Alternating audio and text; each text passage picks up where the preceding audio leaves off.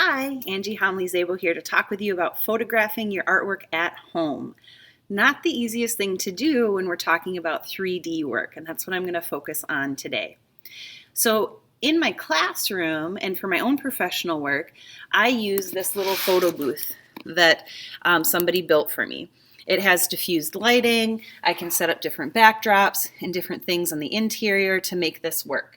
So if you're in the classroom, what we do is in this space, we'll put our object, such as a bracelet or our little sculpture, and we take some time to arrange it in a way that looks really great.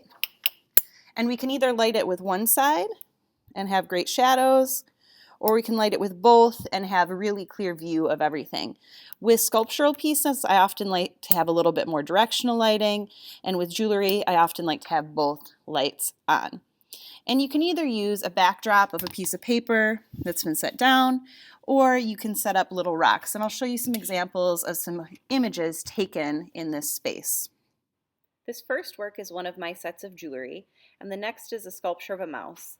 You can see how professional these images come out of the photo booth. Here's a piece by my husband, and then you'll see the mice that we were photographing in class, and the bracelet. Photo booths take great photos, professional, clear images.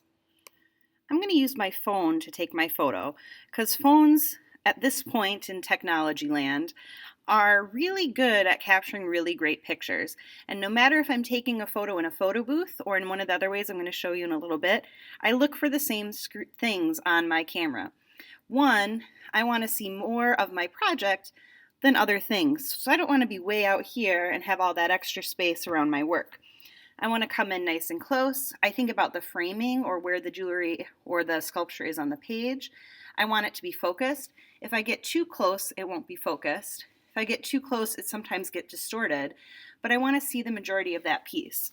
Then when I have it where I want it, I'm going to click, and then I edit.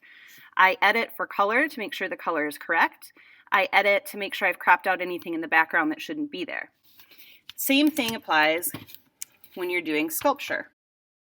I'm going to wait. I'm going to find the angle that I think works best. I'll often take more than one picture so that I can choose the best one, and I might play with lighting a little bit.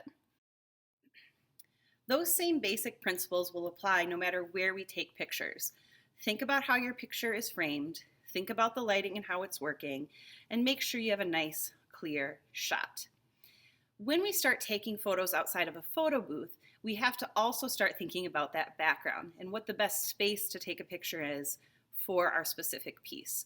The other thing you want to note, with jewelry in particular, because it has a reflective surface, is you don't want to see you as a photographer reflected in your jewelry. And that's where a photo booth comes handy. It's set up to avoid that very issue. When you're taking pictures of jewelry outside or in different places in your house, you don't want to have a harsh direct light hitting it. That's where you're going to get bad reflections. So let's talk about some options if you're home trying to photograph your work. All right, option number one involves a table and a piece of paper or a piece of fabric.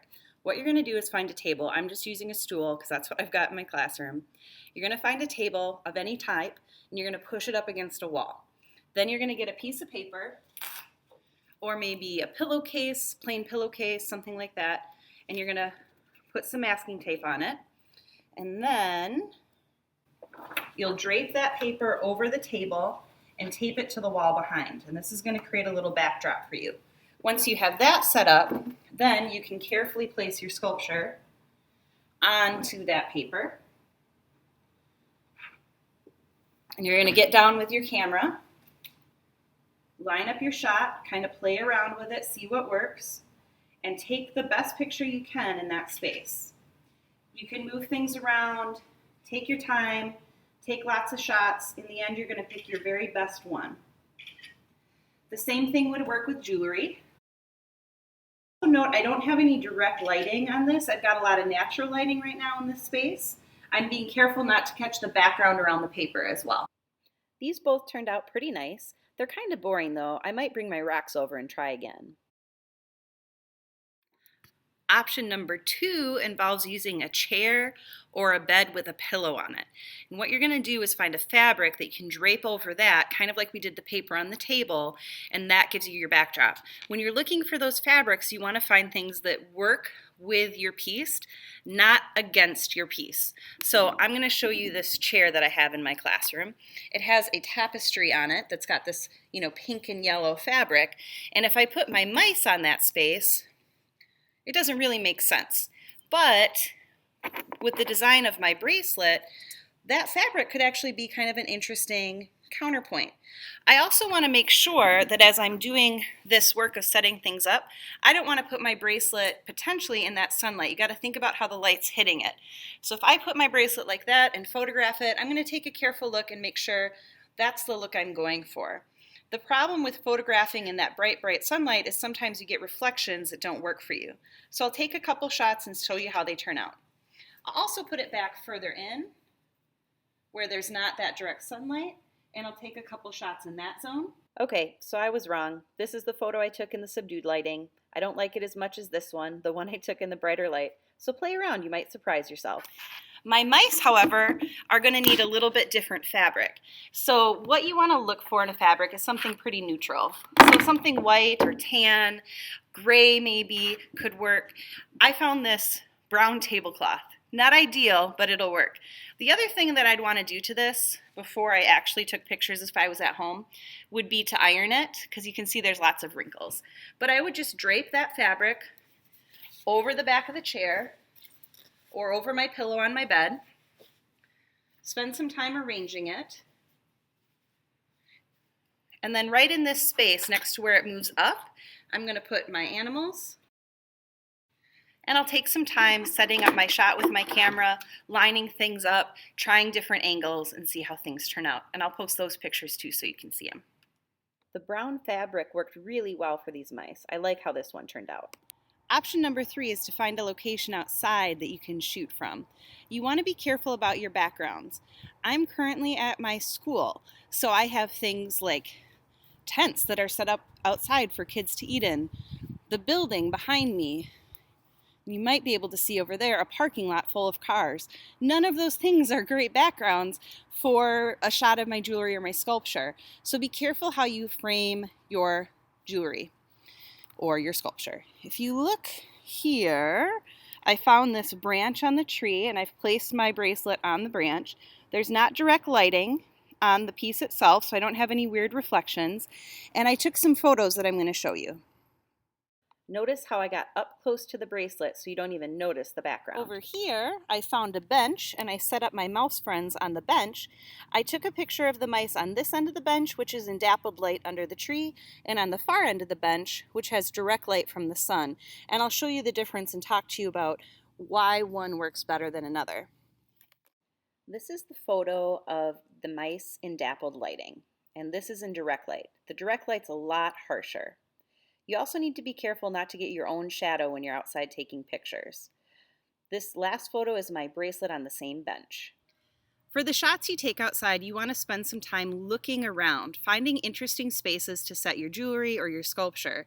Come at it from different angles. Consider the lighting. Is it too harsh? Do you need to move to an area that's got dappled lighting or shading? Cloudy days can be a really nice time to take photos of things as well. So option 3 is find a location outside and take a photo.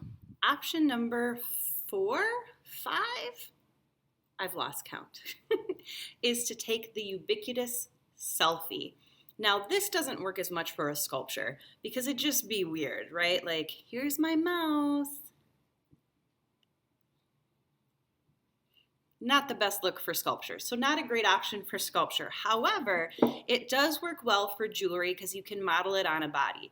If you don't want to wear the jewelry yourself, you could always ask a friend or a relative to model it for you, or you could hire a model if you had the time and the money. I don't. So I use myself. I'll show you a couple images that I've taken as selfies so people can see my jewelry on. That's the main reason I do a selfie. They can get a sense of size and how it fits. So if you're going to do a selfie, you want to find a pretty neutral backdrop, something that looks nice behind you but doesn't take away from what you're doing. Okay? So in my room, I'm just going to be in front of this wall here. If you live in a more urban area, you can walk around and find an interesting side of a building, some cool brickwork, maybe even some neat graffiti. Maybe it's an old house that has peeling paint. Find something that is interesting to have behind you. If you live in a more rural area, maybe you go out into a neighboring field or a forest or in front of a lake and have that behind you as a beautiful backdrop. What you're going to do for a selfie is keep that backdrop simple. You want to make sure that your art is the focus, not necessarily you. So you want to play with angles and things like that. So if I have a bracelet, how am I going to get that in the picture with myself? Am I just going to have the bracelet on my wrist in front of something else and not have my face in it, which is totally fine, because bracelet's weird to be like, oh, look at my bracelet, and also I'm taking a selfie.